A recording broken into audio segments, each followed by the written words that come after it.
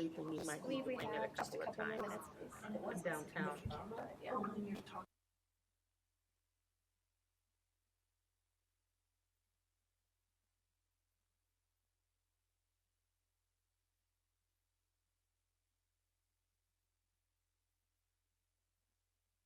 Sleeping. Yes, on my end, I'm muting it after I finish speaking so I can be part of it. But once he Ringing crosses the doorbell. over, once the meeting begins, then walk away.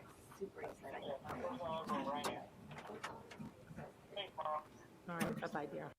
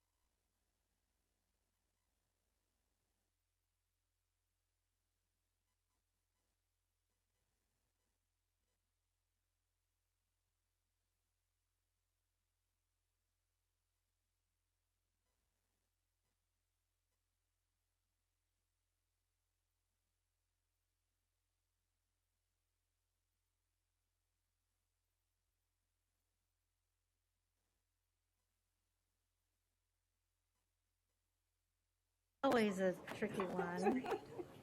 Hi, Pop Mrs. your head Tebow. in the Yes, door. you are on the correct call. We are trying to get started in just a minute or two.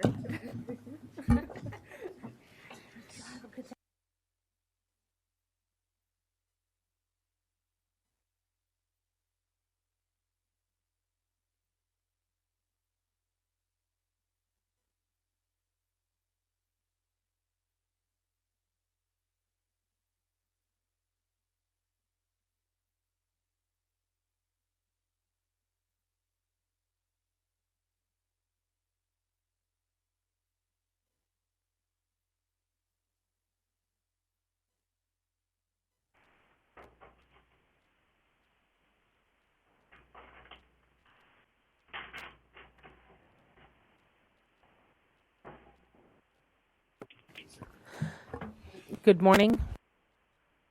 Jessica, could we do the roll for the committee, please? Do we have, 1 second, please. Oh. I need to make sure it's working. Here we go. Chair Kimberly Peasley, here? Vice Chair Dumler, Here. Ann Thebo, Here. Member Farah, Here. Member Hendrickson, Here. Member Lighting, Here. Member Garcia, Here. Member Weber, Yes, I'm here. Member Dr. Horn, Yes, I'm here. Thank you. Member Dr. Korporich, Here. Member Spear, and Member Garcia. I said here, sorry. You have a quorum. Thank you. I'd like to call this meeting of the Certification Advisory to order at 9:35 in the morning. If we could start with the Executive Director's report. Yes, Madam Chair and members. So just a really brief report. The last time that this committee met was in October, and they did recommend to the board opening rules on that renewal rule, if you recall. That was opened by the board and is going for an update to the board next week on December 13th. Is that next week? 10 days from now. Yeah, that is next week. And then one other thing on attendance, Member Spear did let us know that she would be unable to make it today, so just as an FYI. And that is the extent of our report. All right, thank you very much. Our next item on the agenda is the call to the public. This is the time for the public to comment. Members of the committee may not discuss items that are not specifically identified on the agenda. Therefore, pursuant to ARS 38-431.01H, action taken as a result of public comment will be limited to directing staff to study the matter, responding to any criticism, or scheduling the matter for further consideration and decision at a later date. Do we have any requests for comments from the public? Yes, Madam Chair and members, Kathleen Puckett. All right, if you could state your name and your position. My name is Kathleen Puckett, and I am a member of the Arizona Coalition for Educator Preparation Programs, which is a loose group of individuals from each of the higher education organizations in our state who are working with special education issues. We reviewed the endorsement for special education, and we are generally supportive of the endorsement effort. We think it is very, very much needed in our state. However, we do have the following feedback. Students, the first issue is that students in traditional programs already take these courses or similar courses, but are generally offered both general and special education students together in these courses. And so we need some clarification in those issues. Dual certification programs already offer similar courses for general and special educators, and they're offered together in an inclusionary environment. For elementary majors, we need to clarify whether or not those courses would have sufficed. An inclusionary support approach is very important as the field has moved forward with collaboration among general and special education. An unintended consequence of this endorsement might be that students may find this approach easier than going through a traditional program. It might hurt traditional programs. So, and then the final issue is lacking any kind of practicum within this also raises an issue. Although these teachers have been teaching, the nature of what they have done varies greatly. Therefore, we would hope that these issues could be clarified in the regulations. Thank you very much. Thank you very much, Dr. Puckett. Next, we have Julie Bartanen.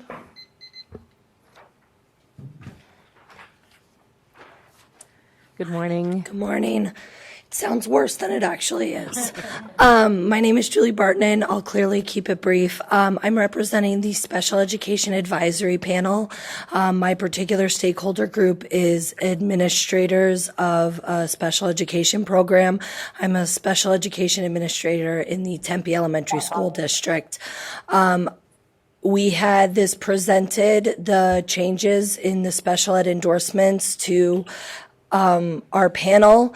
Overwhelmingly, the conversation was positive and in favor of these changes, particularly around the practicum piece and removing it, mostly because a lot of people seeking these endorsements are already in the field. And so to ask them to give up, an income or a job, like I have instructional assistants who want to move into this, who are currently in that classroom, but would have to give up, their position in order to pursue that. So I think this removes a barrier for many candidates that could join the special education workforce, which, as someone who's had to hire special education teachers would welcome, very much so. And again, the conversation when it was presented to us as a panel was overwhelmingly positive. So we just wanted to share that. Thank you. Okay, hold on a moment. So is the Special Education Advisory Panel opposed to having a practicum go with this endorsement? They're not. We didn't really talk about an opposition. We were just ultimately, because there was a lot of discussion around it, and some of the discussion for the most part, the discussion was that to remove a practicum piece made a lot of sense to a majority. However, one thing for consideration would be, because experience is important, alternative ways of showing a practicum. Maybe it's still a practicum, but maybe if you can show that you've worked in that environment or volunteered in that environment for so many hours, that could take place of a practicum. That's some of the feedback I've gotten from the field. Okay, thank you very much. Thank you. Last up is Michelle Capriati. I think my voice will sound just as super sexy as that one. My sexy voice seems to be going around. So I'm here as well for the SEEP team. I also just recently completed the TIR program. Excuse me, if you could say your name and your Oh, position. sorry, Michelle Capriati, member of the SEEP team, as well as a special education teacher for Chandler Unified School District. Recently just completed the TIR program, so I'm here to speak in behalf of supporting this measure, kind of sharing back with what my other two teammates have shared. The practicum piece, yes, the removal, I can see it. However, perhaps looking at embedded field experience in the coursework. I'm a curriculum designer as well, so maybe looking at ways to, in each of those courses, to have certain required hours that could be done during a teacher's prep time, after school. I know that I had to be really creative during my process, and I'm literally going to walk across the way when I'm done to file my paperwork, so it can be done. I think I was a general education teacher for 18 years, but my switch to special education is different. And I think totally removing that entity, especially if I was to go into a severely special needs classroom, I myself, even with 18 years experience, I don't feel I would be prepared just to walk in based on my gen ed experience. So looking at embedded field work, I think would be a really good route when we start developing those courses. Setting aside hours, maybe not necessarily this restricted 16 weeks or 12 weeks or however many, I think I did 16 weeks as a TIR, but looking at the ways that we can incorporate hours versus weeks into the program would be an alternative solution. Thank you. Thank you very much. Madam Chair, that concludes the request to speak forms. All right, thank you very much. Then we are going to move on to, and thank you very much for taking the time today, members of the audience, to hear this really important discussion and be part of it. We're going to go on to number 3 of the agenda, presentation, discussion, and possible action to recommend opening proposed Rule R72 615.01, special education endorsements. Madam Chair and members, so as was alluded to in the public comment, and as you recall, the committee was first presented on this as a proposal in October, and there was some pretty good discussion around that proposal. That was the first time that the committee had seen it, so I think there was some good discussion and input both from ESS and the certification desk and in the public comment. The committee wanted some additional items, including a survey of the field, comparisons with other endorsements, and comparisons to the existing special ed certification pathway and comparisons to similar endorsements in other states. All of those things, the good folks at the certification desk were able to procure for the committee to review, and those were all of those were provided in an email, I think, in the last month or so.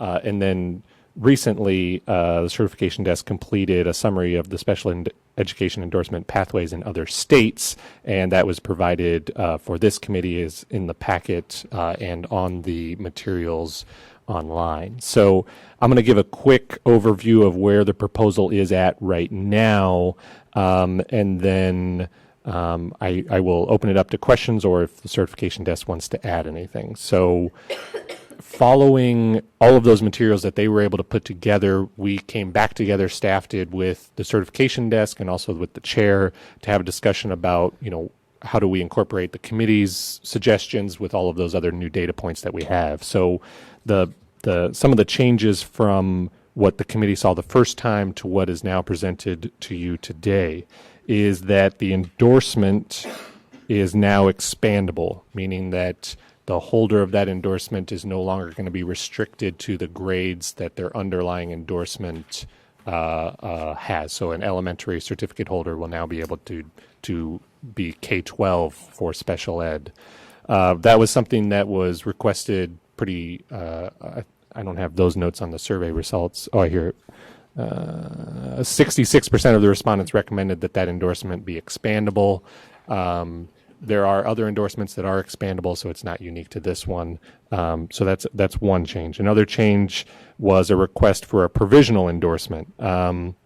So this would essentially be a step ladder for folks who can't get this full endorsement. They would be able to get the provisional endorsement.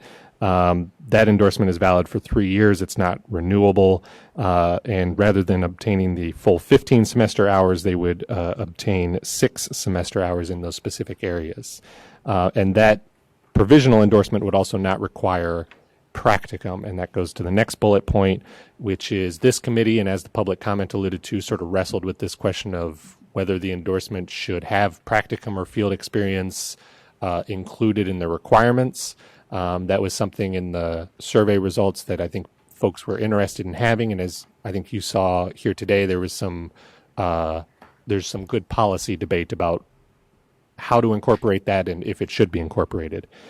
So the compromise sort of that was come up for this proposal is for the provisional, there is no practicum required, but for the full, there is practicum required. And that practicum can be embedded in those 15 semester hours that are offered at the EPP. And there's still a question. I think the draft that was provided does not have a specific number of clock hours of practicum.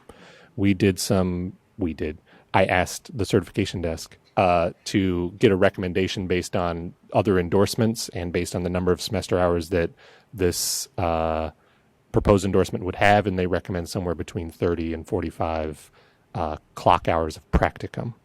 So that's something that the committee can discuss further. Some of those semester hours, we had some discussions. They were in the original proposal, 18 semester hours. Based on the survey results and some additional discussions, some of those were collapsed. Some of them we felt there were a couple topics, and these are topics, by the way, and I'll emphasize again that they aren't necessarily, not each of these is necessarily a specific course, but these are the topics that need to be covered. Some of those we felt were redundant and maybe could just be collapsed into one, and they were also, one of them was reduced, so now it's 15 semester hours rather than 18.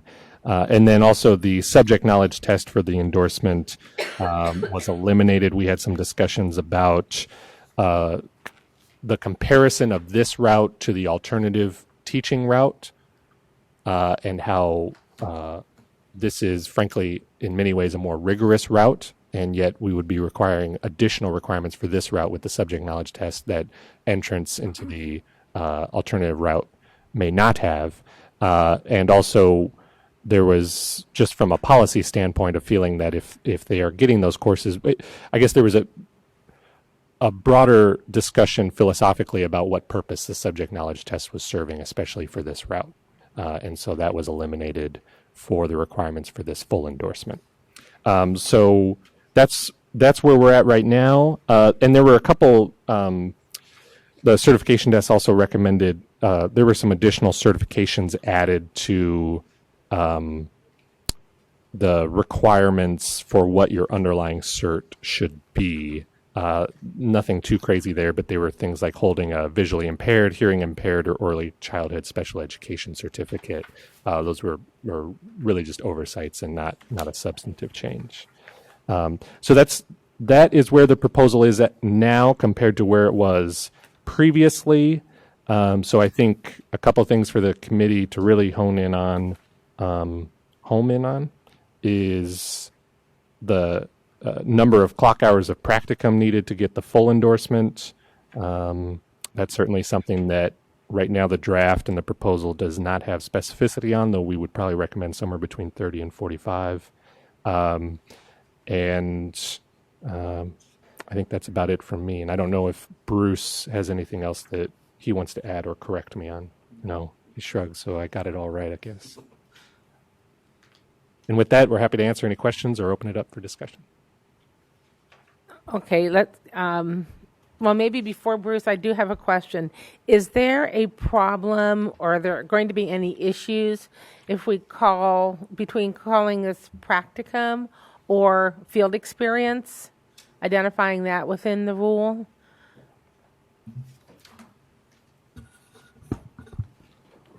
Madam Chairwoman, members of the board, members of the committee, let me go to board rule and look up the definition of practicum and field. It's defined in another rule, and so I know any rule that we make here would rely upon that definition. So let me, between Catcher and I, All right. Yeah, I got you. Thank Madam you. Chair and Bruce, I got you.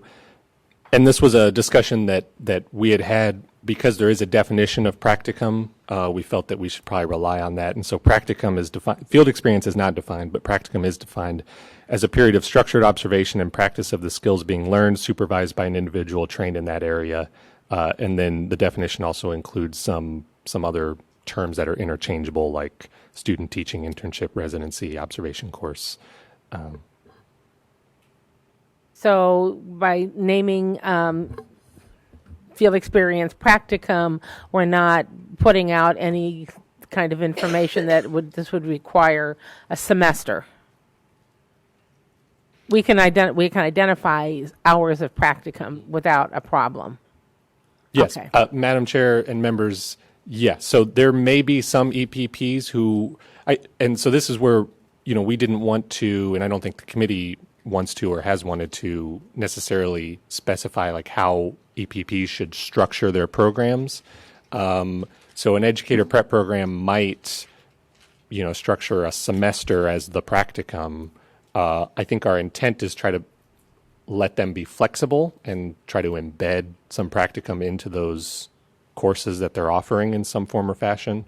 I think that was kind of the intent, was to encourage flexibility.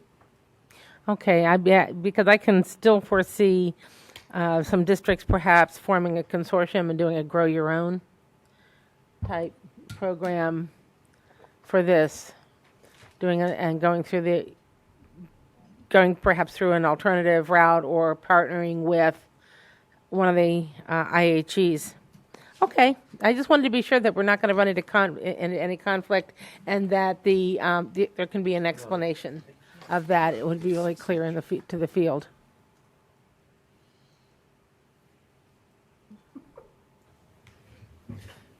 because we say semester hours, districts can't offer semester.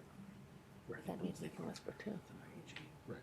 But it would have to be university or college, and then more pointing out practicum versus field work. Practicum denotes college or university field work. Can you ask that question? Right. All right, did we get that cleared up? Yes. So, Madam Chair and members, just as a point of clarification, so because the proposed rule specifies semester hours, that's something that would need to be offered in partnership with an educator. It would have to be an educator preparation program. Now, I suppose an LEA could partner with a higher ed or an educator preparation program, but it would have to be something the EPP would offer. So I don't think an LEA would be able to offer these on their own Okay, thank you. as it's currently proposed. Okay. I have another question about when you read just the description of practicum. Did it say it needed to be under somebody who's certified, or because I'm wondering about these people who might get a provisional, and then are they thinking their practicum is going to be built into their actual teaching at that time, and so who's going to be supervising them, that kind of a thing? Madam Chair and Dr. Lighting, so in the rule, and then I can relay what's in the rule, and then what happens in practice. In the rule, it's supervised by an individual trained in that area, so not necessarily certified, but trained.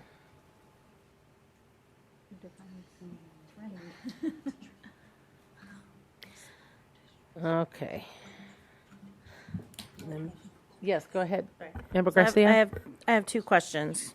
Catcher, you mentioned earlier that the thought of having a provisional endorsement, and that there are other ones that have that. Is that fairly common with the endorsements, that there's a provisional and then they can work to that, or is this? Yeah, no. Yeah, Bruce? you can. I'm looking up some examples too. Madam Chair, Member Garcia. So think about SEI as a provisional. Right. Gifted has a provisional. Okay. So it's there's a percentage in there. Not all Okay. of them do, but for some of those endorsements, such as gifted, such as SEI. And I'd have to actually just pull up our website to look, but that allows them to start working in that area while they do training, and so there's a couple of important all endorsements are important, Right. but of serving special needs of students that have that route. Right. Okay. And then my second question is about the expandable piece. That it looks like you all did surveying, and it looked like 66% wanted it to be expandable from K-12. And that other groups have that. Is it the same? The SEI has that, and the Gifted has that it's K-12. What are the other endorsements that are K-12? Because that brings up a little bit of concern for me. I'm not a special education teacher, so I'm not going to speak to it, but I know that I am a specified middle school teacher, and if mine was K-12, it would be, or switch to ELA K-12, for instance, that would be a whole different world. And as a teacher, it does lend a little bit of insecurity and where the district can place me from year to year, because I work at the will of the district. So I don't want to put teachers in a situation where, this is an endorsement, they're really excited to do it, they're working in third grade for year after year, and then the district sees a shortage and pushes them to, for instance, sixth. Without them having much of a choice. So I know we're in a teacher shortage, and I want to kind of fill this gap, but I also don't want to put teachers in a position where they do something that lends them to and I know a lot of educators who will not go back and get secondary credentials because they don't want to be in that position where they don't feel confident. Madam Chair, Member Garcia. So the content area, the arts content area endorsements are K-12. Or K-12. In the old school style was they got a secondary cert and they added that so they could go down in elementary, but the opposite is certainly true in elementary and go up to high school. The older computer science endorsement was K-12. There's a CTE cooperative ed that's K-12. The library media specialist is K-12. Physical ed, structured English immersion is K-12, although that's a different style kind of endorsement. It just shows specialization. It doesn't really allow them to serve a different population. The ESL is K-12. Gifted is K-12. Okay. This is Patty. Can I Yes. have another conversation? Dr. Horn, go ahead. I'm really concerned that we're talking about special education students. That's a little different than teaching art K-12 or music K-12. This is a very specialized group of kids who need the person who holds a certificate to have the expertise to teach that child. And if you make this automatically a K-12, and I'm an elementary certified teacher, I am totally out of my element in dealing with kids that are in high school. I don't have that kind of expertise. So that's going to impact how I teach those special ed kids, and it may not be a positive. So I am for the endorsement being held to the certificate that the person holds. And then I also wanted to ask this question. This does not include alternative certificates, correct? I need to have a standard elementary or whatever certificate, not an alternative route in order to get this endorsement. Is that correct? That is correct. That's what was just explained to us. You are right. Thank you. Thank you, Dr. Horn. Dr. Horn was asking if this was subject to getting certification through an alternative pathway, if this is like an alternative certificate. And no, it's not. Oh, I thought she asked if you had an alternative cert, could you do this? Oh, okay. Yeah, Sorry, I misunderstood. Right. Is that Right, correct? and I'm hoping the answer is no. No, you can. If I understand we have a teacher shortage, but we have children to think of, and we just cannot continue this anybody with a heartbeat come on over and teach. We really have to be conscious of what we're doing within the context of certification and allowing the expert to be the one in the field. I don't know how anyone with 6 hours of anything could be an expert in the field to be in charge of a classroom. That really bothers me as well. We're talking about what do you need as a minimum requirement in the classroom, and what do you need as a maximum requirement? I don't think 6 hours comes close to being a minimum requirement dealing with children with disabilities. Thank you. Madam Chair and Dr. Horn. So the list of the prerequisite certificates on the proposal does not list alternative certification holders. So an alternative certification holder would not be able to obtain this endorsement. And the proposal is for 15 semester hours of special education courses with a still undetermined amount of clock hours of practicum. And some of that is, again, information that ADE provided in October on the comparisons with other certificates, both the alternative and standard certificate pathways with the proposal. I'll just, with a caveat that information was from the proposal in October, so there's a column for the proposed endorsement. So some of that stuff hasn't been updated, but the other items on the alternative standard cert and the other endorsements are it's a good reference. Okay, thank you. Bruce? Madam Chair, Member Horn. So exactly, this is, you have to have you have to be a certificate holder that's already part of the list. So these are the standard professional teaching certificates. That's not to say that somebody that's not alternately prepped and then obtains a cert down the road couldn't add this endorsement. However, and I'm noticing this too, and I don't want to throw anybody under the bus, but maybe the 3B needs to be under 2 instead of being the 3 years full-time teaching experience being tied to the full. Maybe it needs to be part of the provisional as well, so that to get in the door, even on the provisional, you have to hold one of the full certificates and have 3 years teaching. And would that 3 years be within the past 5 years, perhaps, or are you just saying 3 years of any kind of experience? It's Member Horn. It's just denoting 3 years full-time teaching experience in preschool through grade 12. So. Okay. I have a question too. If we look at that provisional, can we think of it like the student teacher intern cert, where they have to meet higher requirements in order to get that? So things, so if we're going to give the provisional with fewer hours and without the practicum, but they definitely have to meet other criteria, like maybe they, I'm just trying to think. I know that in order to do the student teaching intern cert, the students have to have, certain GPA. They have to have passed all their tests. They, there are more hoops that they need to jump through, things that are going to show that they have a level of responsibility and hopefully expertise. So, Madam Chair, Member Lighting. Again, this is an experienced teacher trained in elementary or secondary, so they already have that hoop. Whereas a student teaching intern is a non-degree holding and hasn't set foot in a arguably or had responsibility for a classroom. So this is intended for somebody who has been teaching for 3 years and already has a prep program behind them prior to that. So they already have that coming in. And so I guess that's where this is an endorsement and not an initial certification. This is an add-on to a fully certified teacher. All right, thank you. It's a good idea. Go ahead, Dr. Horn. I think it's a good idea to move the 3 years of full-time teaching experience into the provisional.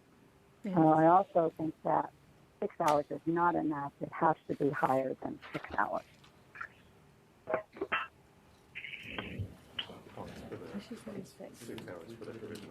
The second thing she said? What was? Excuse me, Dr. Horn. What was? We got the part about moving the 3-year teaching requirement to B, and what was the other part that you said? I don't think 6 hours is enough to give someone a provisional certificate. Okay, thank you. Madam Chair, Oh, yes. And this is, this is Carolyn Tumler. Can I make a couple comments? yes, please, thank you. I would agree with moving the 3 years of full-time teaching up to a requirement for the provisional. I think that's important. But if we move that there, then I think I'm okay with leaving the 6 semester hours. That's consistent with some of the other provisionals. But as Bruce pointed out, talking about teachers who have 3 years of experience, who probably have continuing teacher status. So I would feel, as an HR person, more comfortable with that person being in a special ed classroom than somebody who's a sub and has only something else. I'm talking from a place where we have a severe shortage of special education teachers, and I would welcome continuing teachers in my district who are effective and want to go this route, to be able to make that pathway for them not easy but feasible. Thank you. I know I would like to propose that we tie some practicum hours to the endorsement. Because you can take a class, but if these teachers that are going to, if they get the endorsement, that gives them 3 years.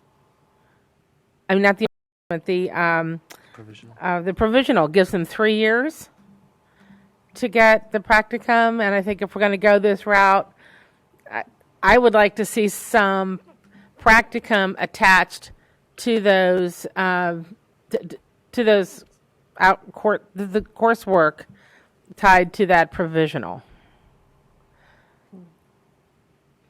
And can we identify which classes, which courses, or is it just any of the courses? This is Patty again. Go ahead, Dr. Horn. I concur with what you're saying about the field experience being moved up there, and if someone in the field has already has that experience, then I think that's something that is in other places and other certificates that we would accept that as part of a practicum. But one of the things, don't they have to know special education law? I mean, we don't want people in those classrooms that don't even know what the law is surrounding special ed, because there are a lot of laws connected to that. Well, we have that now with all the alternative pathways.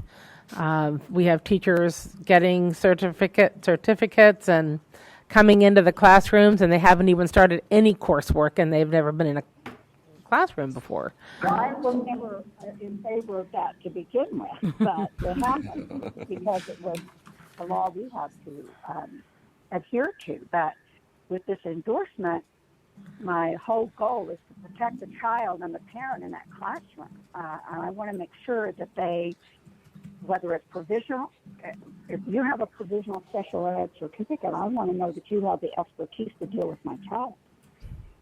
$6 does not seem like a very high level of expertise. All right, Bruce, and then Betsy. Madam Chairman, members of the committee, ed law is required for programs, and so again, this would have been a prepped teacher who would have it, maybe not the in-depth special ed law, but certainly would have an overview of some of those important pieces and would have ed law as part of their prior program to obtain their certificate in which they're adding in this endorsement. So just food for thought. Thank you very much. Member Farah? So on C for the provisional, it does state the 6 semester hours, 2 of the courses, the behavior management and the special education assessment are already listed as part of the required courses. So I don't know if you wanted to revisit Thank you. that part of it. An add-in law or special education law. I think that would be fine, because even those of us with special education certificates, if we got, and degrees, if we got those prior to the last 4 years, the laws have all turned upside down, so it's all changed. You just get that on the job training through your special education directors. There's the endorsement. Yes, okay. It seems like that could pair nicely with the IEP planning, so because that's part of why IEPs are developed the way that they're developed. So, I mean, behavior management, I think, as a former special education teacher, that's one of the most important things right now with a lot of the students that we're seeing. And assessment and IEPs are super important. I mean, they need to know how to write those IEPs and write them the right way. But law could be slipped in there because they have had some law before. So it would be a piece that would marry nicely with the IEPs, I think, without being overwhelming.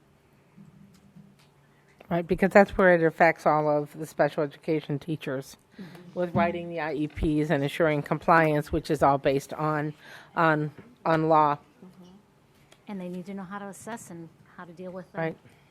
Thank you. Thank you very much. Are these courses also have to be approved by, like the other courses do in certification? They follow the same rules, so that they would have to come from an approved program, right? Catcher? Madam Chair and members, yes. And that was one of the questions that we had, I think, from the October meeting as well. Do the EPPs currently have these courses in place? I would think. Dr. Lighting? Yeah, those courses would definitely be part of a program right now. Yeah. Bruce? Madam Chair, members of the committee, if I could clarify, it is a topic list similar to our other certificates. So these are not courses or course titles. These are topics that need to be covered in courses. So, as you know, I've had a discussion with NAU and some other folks. As far as the rigor, I mean, they already have structures in place to ensure that their coursework has rigor. And I know Cedar had a discussion about pieces that they thought were important that weren't on this topic list. There's nothing to prohibit an Institute of Higher Ed to put those topics in those courses and make those courses. And I'm sure the courses that they teach now include the topics on this list because it was pulled from the regular cert. So, but yeah, I would urge you to not look at each line as a course, but more as a topic. So, one course may cover several of those topics, yet if we're requiring 15 semester hours, there's other special ed electives that they need to take. So they'll get more information. Right. My concern would be that the topics are spread over multiple courses and that in order to meet the topic requirement, the teachers might have to take more than 5. We're talking 15 hours, we're talking 5 classes. And that's what my concern is about the topics. If the EPPs have these topics spread over more than 5 courses, we're going to run into some difficulty because the 15 hours won't be enough. That was what my concern was, and why. And I understand that we're talking topics, but I also understand how sometimes the content is spread over multiple classes, and that would be my concern. Nothing to prohibit them in taking more semester hours. But if we have a rule that says they can get it in 15, and we don't have any EPPs that can do this, that it can cover the topics in 5 courses, then it's kind of an odd requirement. Dr. Lighting, from your experience? Well, I don't know exactly what's going to happen, except for I feel like they can do it because we're talking about in the traditional program, it's usually the first degree, so they have to go, as you know, deeper. And they have to start at a different level. So they're going to be able to start some of these at a higher level because of the background that they already have. If they choose to do it as a master's program, so that it, yeah. Right. That's what but yeah, they would have to make sure they cover all those topics. So that's going to be is that going to be difficult to do when you guys are looking at the courses to make sure that all those topics are covered? How are you going to assess that? Madam Chair, member Lighting, we currently deal with that in option B, and so we'll work with the in-state institutions to get a current and keep current as they change courses. Yeah. I mean, there's nothing to prohibit IHEs from modifying, and they're, like ASU is currently, I think, going through their ed programs. But so we'll work with them to get current course descriptions and make sure that those top, so we understand folks coming from out of state that may have training. Again, they'll have to provide a course catalog, or we'll have to work with their institutions. But we're dealing with that issue on option B on all of the certs currently. Thank you very much for the clarification. If it's part of an approved, I'm sorry. Is that Dr. Horn? Okay. Yeah. If these courses are part of an approved program, then doesn't that take care of that? Yeah. Didn't you Yes say and they no. had to be part of an approved program? I'm going to defer to Catcher on this one.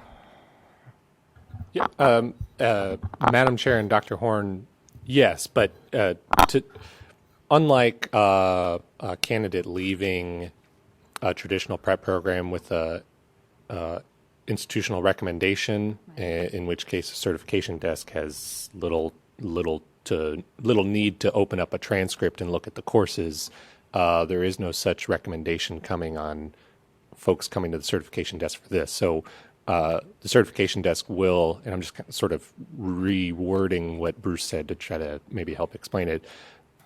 They will see it's from NAU, for example, but they still need to make sure those courses match up with what's listed. It has less to do.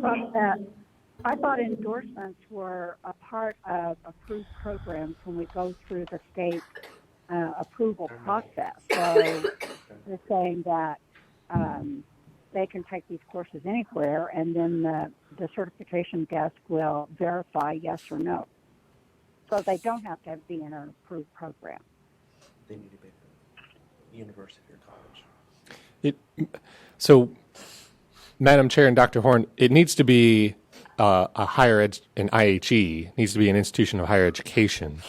From what I understand, the EPPs, when they go through their review and approval at the state level, the endorsement programs are not part of those reviews. But I guess I'm uncertain how that impacts the topic list and what we're discussing. But we can chat more offline if you'd like some additional information, or I could try to connect you with other folks. All right.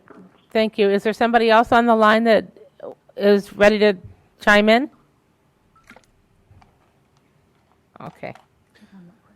Yes, go ahead, Member Lighting. I have one more question, and I don't know for the other endorsements, do they have any requirements of a GPA in the classes? Like, do they need to have a certain, is it a C they have to get in the course? Could they get passing, they could get Ds in all the courses?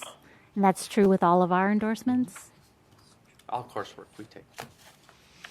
Okay, so that is true. It's just a passing grade. What the passing grade is for Not enough. If it's enough. If the IHE says the student passed the class. Get All right. degrees. Thank you. I do have But not institutional recommendations. right. So and because an IR is not required for this. Right, that's what I mean. So that's what would work. And IR cannot be used for this because it's not a full-on prep program. Right. It's for an endorsement. And we don't run every program out of state through our board to be there.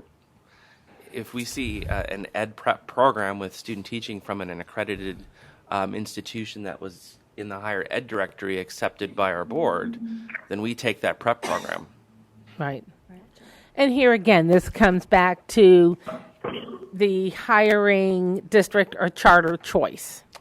And they're the ones that look at the transcripts, and they're the ones that decide, that make those hiring decisions, not just based on grades. The next item that I would like to share, I have had discussion with Alyssa Trollinger, our Deputy Associate Superintendent over Special Exceptional Student Services. And what she has told me is that these courses, these topics can easily be covered in the select courses that are offered under accreditation by NAU. So that these are, all of these topics can be covered. So that is an alternative way for teachers to get certified through and very much accredited program, highly accredited program. I just wanted to let the committee members know about that. If you have not looked up, it's I don't recall what the acronym is, but it's SELECT, and you can go to the Exceptional Student Services website of ADE and take a look at it, and you'll see all the courses that they have offered. They've got course offerings to help teachers get administrative certificates, as well as it covers areas of specialization and certification. So let's see, Mary Keeney is here and representing Exceptional Student Services. And Mary, is there anything that you wanted to share, or were you just here if we had any questions? I'm just here to listen and learn. Thank you. All right, thank you. Well, I want you to know that I recognize that ESS is here today, and that if you had information to share, we absolutely wanted to be sure that ESS was included. Yes, thank you. We are intensely interested in any and all possible remedies for the shortage with all. Could you, Mary, would you mind coming up to the microphone and stating that, please? Yeah, Mary, you can do it. You do teachers camp. Well, thank you. I'm very happy to be here. Anya Rispoli is ill, so she couldn't be here this morning. And of course, we are intensely interested in any and all discussions about possible solutions for the teacher shortage. As someone who is once retired from special ed and about to be again a citizen of this state and an employee of the Department of Ed, we are eagerly watching any and all solutions that will not harm our students. Okay, thank you. Are there any other? Peasley. Yes, go ahead. Chairman Peasley, this is Member Weber. I just wanted to emphasize that the feedback from the districts in our area all had one thing in common, that particularly for their teachers that are already have been in the classroom in general ed areas at both, high school, K-8, that they are very interested and will support any opportunity for them to have hands-on experience and be able to make this transition without having to leave the classroom to be certified. They're very much interested in being able to transition into a special ed environment. So they're excited about what we're doing, what we're talking about, and I wanted to make sure we communicated that. Thank you very much, Member Weber. Are there any other comments from the committee? Ketcher? Madam Chair and members, sorry, I didn't want to cut off any committee members if they saw. So I just wanted a temperature check on what we've discussed so far, so we can have, before the committee may want to consider a recommendation, I just want to make sure that we have some things. So there seemed to be consensus around adding the 3 years of teaching experience to the provisional endorsement. Mm-hmm. And after having a quick conference with Bruce, I think we would recommend keeping it also in the full endorsement requirements. There seemed to be consensus around adding special education law as one of the topics to the provisional endorsement requirements. Okay, I see nodding of heads, so I'm those were the two things I have items that there seemed to be consensus on. I think there was also discussion, but I don't know if the committee sort of informally came to an agreement about adding practicum to the provisional. And this is, thank you for your summary, because that's where I was going next. I see there were I see four different issues that we need to come to a conclusion on, and I'm thinking that we might want to revert back to the way we did things in the early years of this committee, when there were so many different pieces, and we would actually take a motion on each of the items to come to the full changes in this endorsement, since there are so many. So the issues that I see: moving the 3 years of teaching requirement to be in for the full endorsement. We need to decide whether or not this is going to be expandable or not, and I think that this is a significant enough issue that the committee needs to take a vote on that.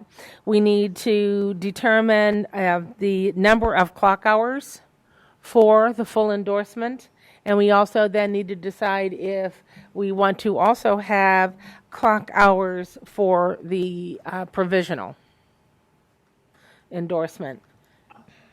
Are there any other points that we talked about that? There was, this is Patty. Yes. Go ahead, Patty. We also brought up the idea that it has to be connected to the current certificate and not just K-12.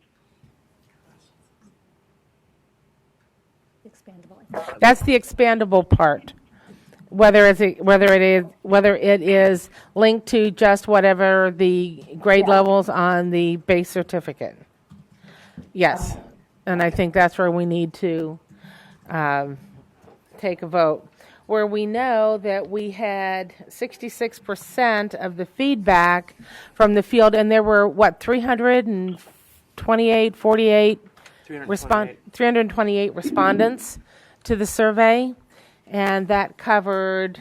Can you just give us the scope of who responded? We don't need the numbers. Madam Chairwoman, members, 328 respondents.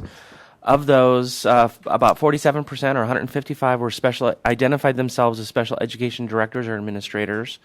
8%, or almost 9%, 29 of them were human resource administrators.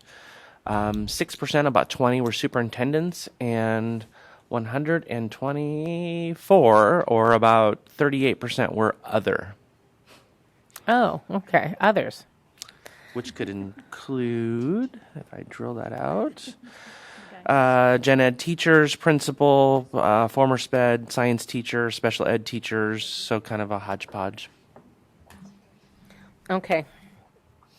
So we have the field that from the survey, and I think that's a pretty healthy response, especially since the field had less than 5 days to provide this input.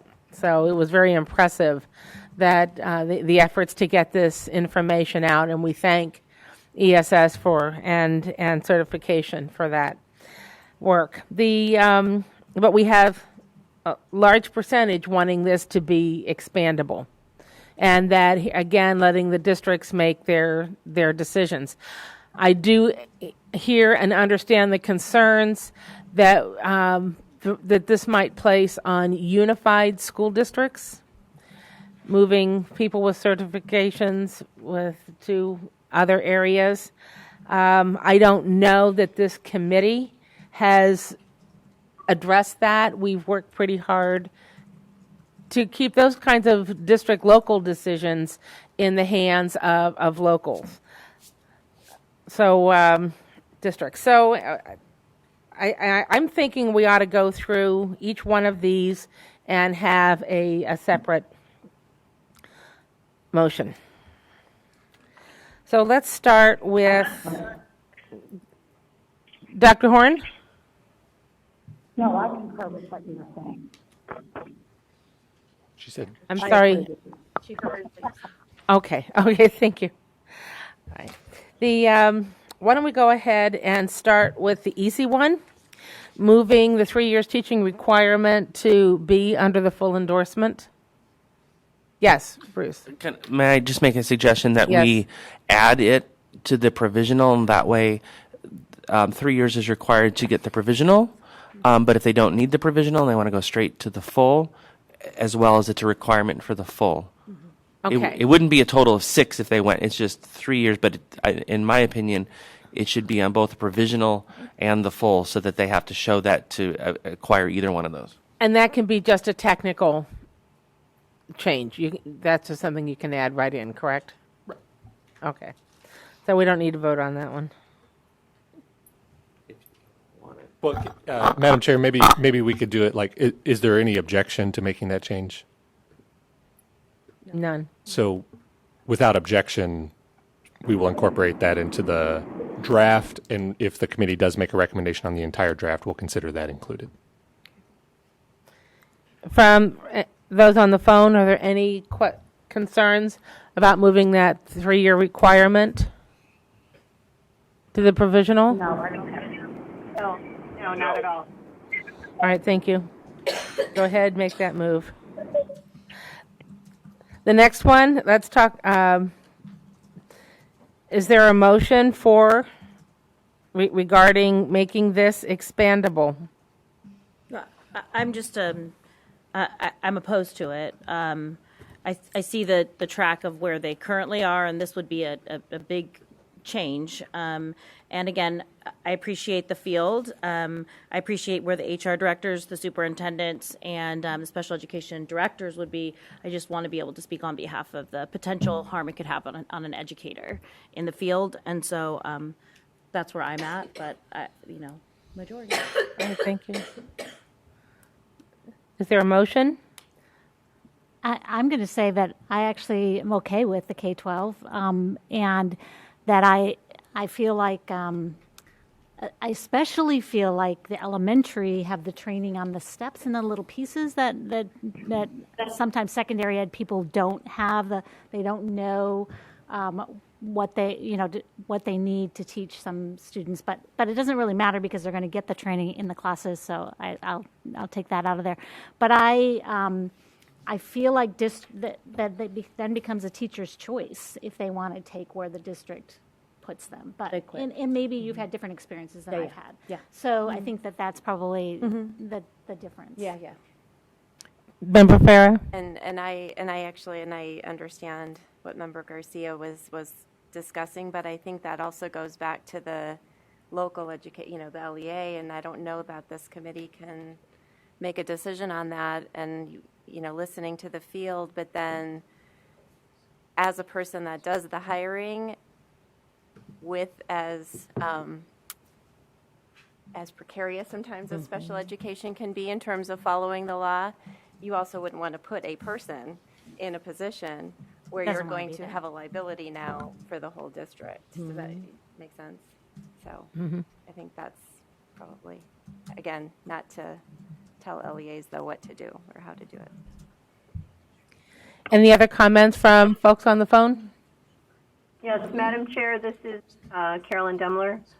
I would just echo that LEAs have to make decisions in terms of what's best for their students. But on the part of a teacher, I would also say that making this an expandable certificate makes the teacher more marketable and gives them more opportunities. So I would see that as a benefit. I certainly, as an HR person, would not force a teacher into a grade level that we don't think they would be successful at. I just think that, again, back to the local school districts and working with their people. Right, thank you. Anyone else? Is there a motion on the floor? No, not yet. We're still on discussion.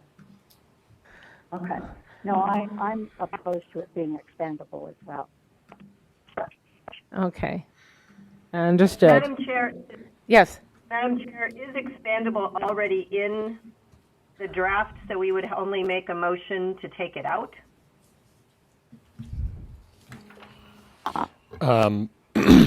Madam Chair and members, I think I would probably just simplify the vote and the question to should the endorsements be expandable or not.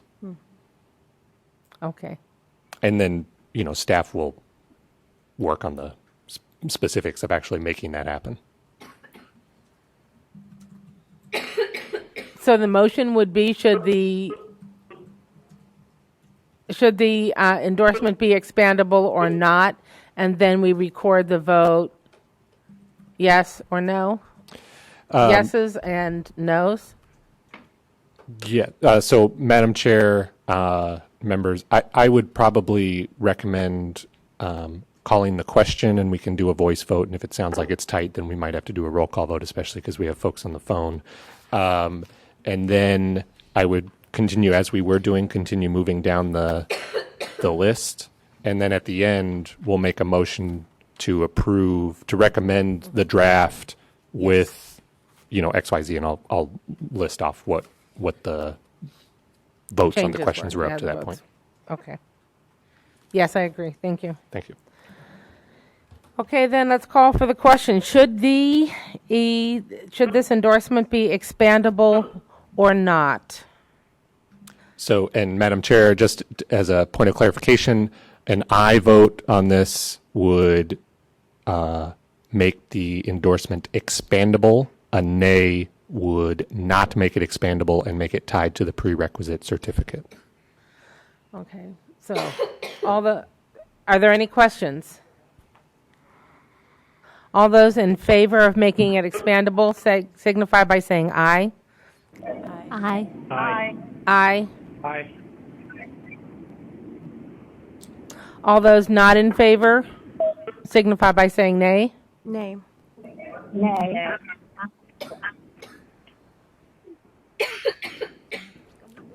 Madam Chair, we should just do a roll call. I think we need to I'm do pretty a sure roll that was call. an aye, but we should just do a roll call just to Yes, be sure. can we do that, please? Jessica, can you help us out? Members, so okay, we're going to do a roll call vote. Again, an aye indicates that the endorsement will be expandable, and nay indicates that it will be tied to the prerequisite certificate. Chair Peasley, Aye. Vice Chair Doomler, Aye.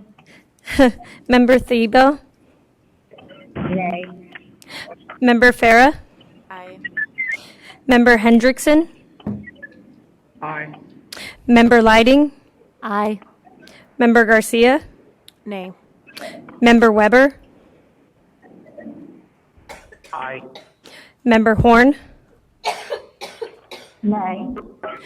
Member Kopernich, Corbridge? Corporich.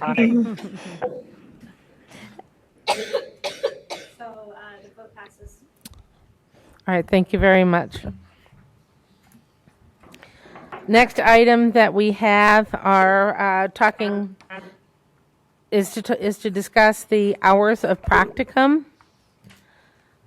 There's been a recommendation of between 30 to 45 hours of practicum over the course of obtaining the hours, the clock hours. So do we want to, I think we want to talk about a whole number, and then if there's any discussion of there being some attached to getting a provisional. I just have a question to clarify. So the definition is practicum only, not field experience, correct? That's what we're talking about? We're talking practicum because practicum will cover the definition of field experience. Field experience is not defined in the rule. And so when we start adding in new language, it gets confusing.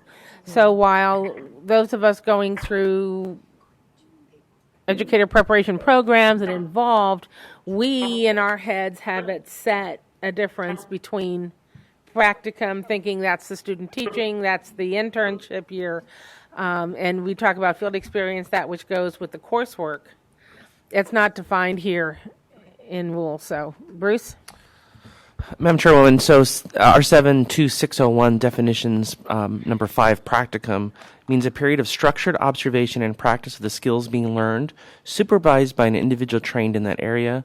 The common used terms are student teaching, internship, residency, or observation course are included in this definition. There's also another rule that ties practicum to an IHE, whereas field work could potentially not have to be tied to a university or a college.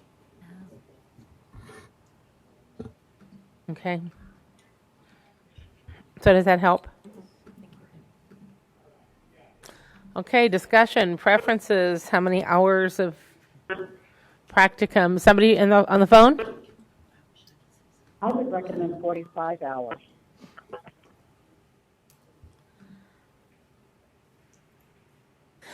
And Member Horn, how do you see that spread out over all of the classes and the topics? I think that could be designated within the context of the IHE or whoever has the program, that they could specify within the methods class. You will also have 15 hours of practicum, perhaps in behavior management. However they want to divide it is certainly up to the person providing the coursework. And I do think that it should, if you've been a paraprofessional in a classroom specifically for learning disability, then mild, moderate, or severe, then I think that should be allowed documentation. So is there a time limit on when this experience, this practicum experience can be obtained? Because we have general ed teachers who worked as paraprofessionals several number of years ago in special ed. I would think within the last 3 years. Madam Chairwoman, members, from a certification perspective, it needs to be represented on a transcript. How the institution and their policies and procedures, that would be on them and their approval of their courses and answering to ABOR and CAPE if appropriate. But if it's on a transcript as a special education practicum and 45 hours would be 3 semester hours, then that meets the requirement. Okay, thank you.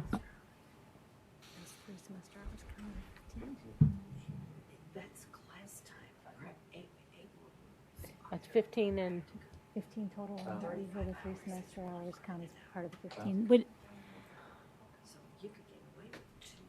I like it embedded, actually. Okay. They'll finish their discussion and then we'll. We've been converting that with the S15. Thank you for your patience. There's a sub-conversation happening for clarification. Our practicums require 70 hours, and it's 2 credit hours, and that's practicum and student teaching. So, and that's because of ABOR rules, not. Okay, we have Dr. But if we denote it as clock hours, you can verify that for us. So Yeah. So it can be ballpark as 3 semester hours, guys.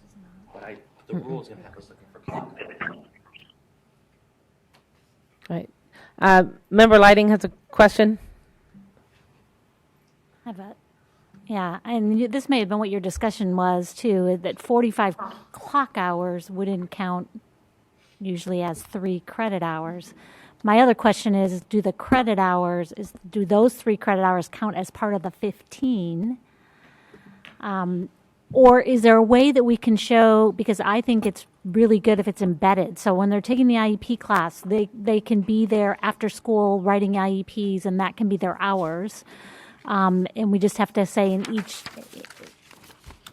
that we show the total of, that the IHEs show the total of hours. But they're just embedded in the classes, so they can be done, on teacher preps or before school or whatever works for them that gives them the experience in the classroom. But they're actually saying, "Oh, we're studying behavior management right now. I'm going to really focus on that and observe. My practicum is going to be about that." Madam Chair and Member Lighting, so ultimately the rule says completion of clock hours, and so we would have to figure out how to verify that.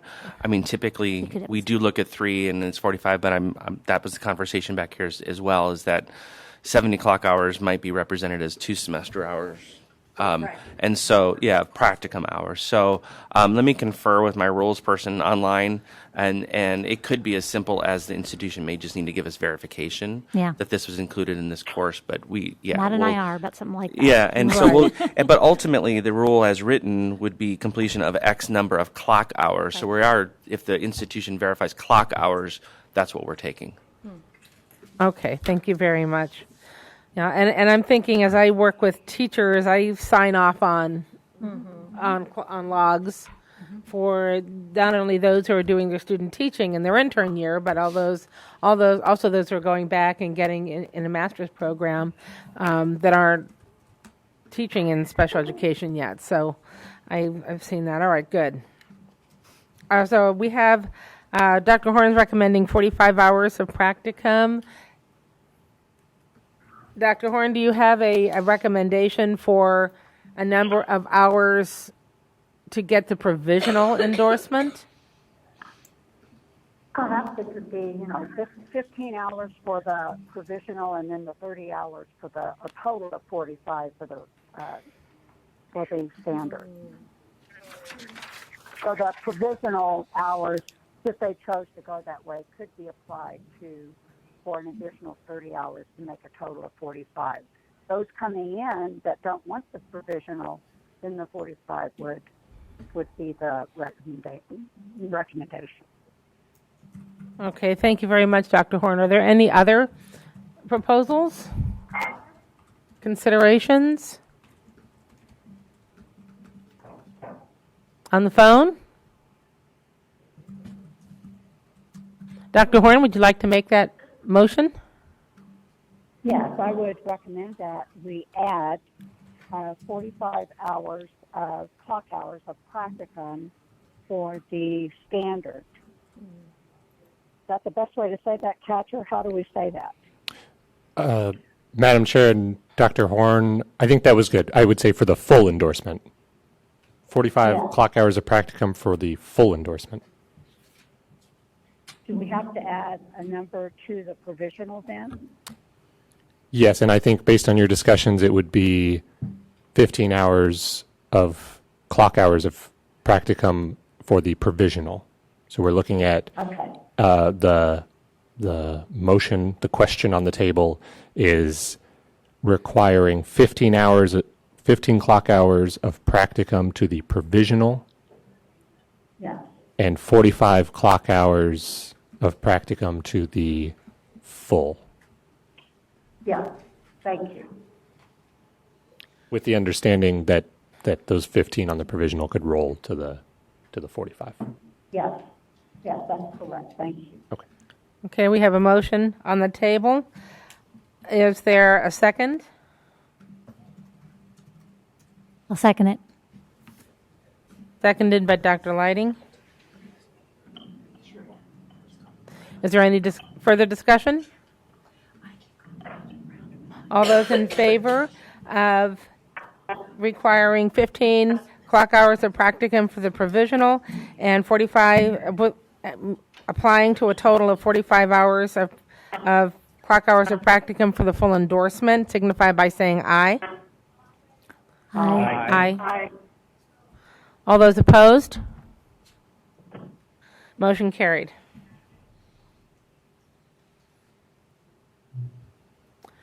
I think we covered it. Do we cover all those questions?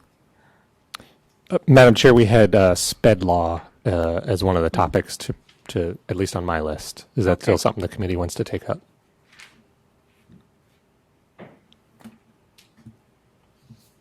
Yeah, we talked about adding that SPED law to the provisional.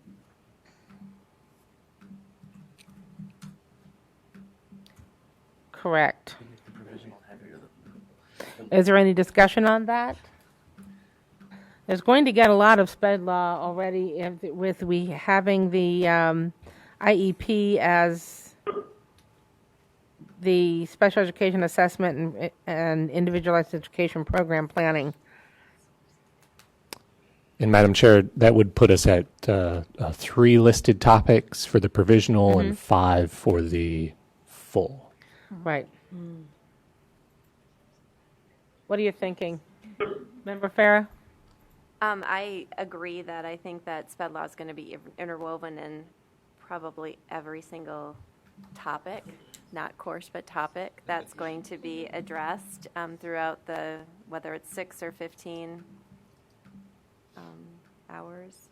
So I think we could probably leave it out to kind of take away another hoop, so to speak, to try to get the provisional. Okay. Member Garcia? No, I agree. Is there anybody else that has any comments? So while we had that discussion, it doesn't seem to be a direction from the committee that we want to add that as an additional piece. So can I ask one question? Yes, Member Horn. So the committee thinks that it's okay just to have 6 semester hours for a provisional endorsement? Well, Madam Chair and Dr. Horn, the committee hasn't actually voted on the entire proposal yet, but as it's constructed, it would be 6 semester hours for a provisional certificate with 15 clock hours of practicum 3 years. for a currently certified educator with 3 years of teaching experience to get a 3-year provisional endorsement. Thank you.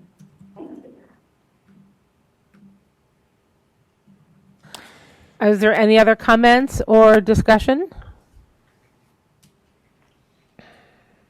Okay, then Ketcher, could you review for us what we've done with this endorsement today, with all of the moving parts?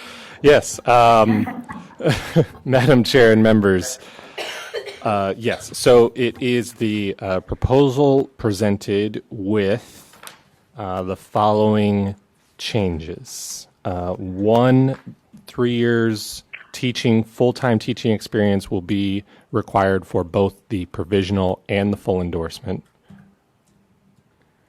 The endorsements will remain expandable, and the clock hours of practicum will be 15 clock hours of practicum for the provisional and 45 clock hours of practicum for the full endorsement. So with those changes, Madam Chair, I would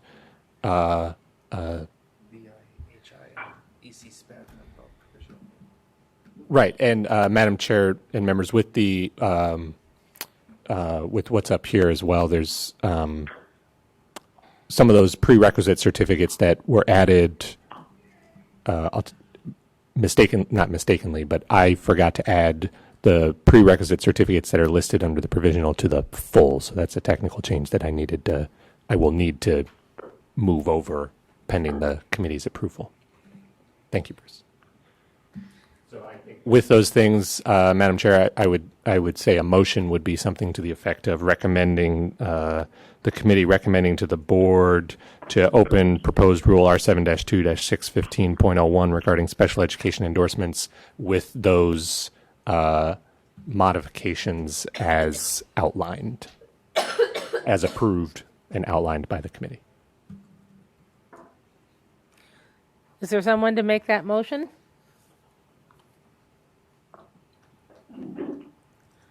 I'll make the motion to accept the proposal, the changes that we've made to the proposal. And recommend to the board to open the rule. And recommend the board to open the rule. Thank you. That too. All right. Second. Motion made by Dr. Lighting, seconded by Member Farah. Any other discussion? All those in favor signify by saying aye. Aye. Aye. Aye. Aye. All those opposed? Motion carried. Oh, it's a banner day. Yes, I want to apply. I want to applaud. Thank you. Thank you very much, committee, and to the field for all of your hard work on this. And of course, Catcher and Bruce, we certainly can't do any of this without you. You just keep our balls rolling, and you juggle so many, and you keep them in the air and do it so well.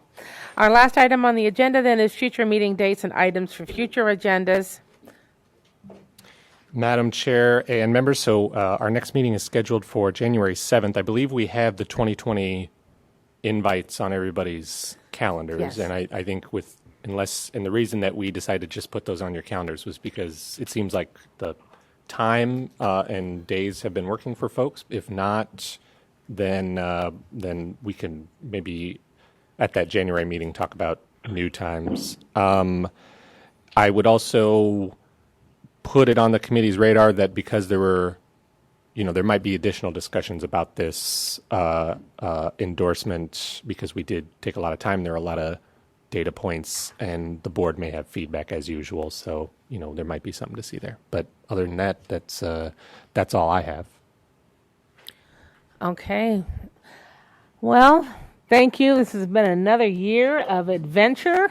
We have accomplished quite a bit, and I just want to thank everybody for your dedication, your time, and your work. Everybody have a wonderful holiday season. Be safe, be happy, get some R&R and break time in there. Even our hardworking Department of Ed staff and State Board staff. I hope you can get some time off too. Dr. Horn? I would like to thank Chairman Peasley for being such a great chair and keeping us all on track. Thank you very much. Thank you. Thank you very much, Patty. Okay, everybody, this meeting is adjourned. Travel well and safely. Bye-bye. Thank you. Bye-bye.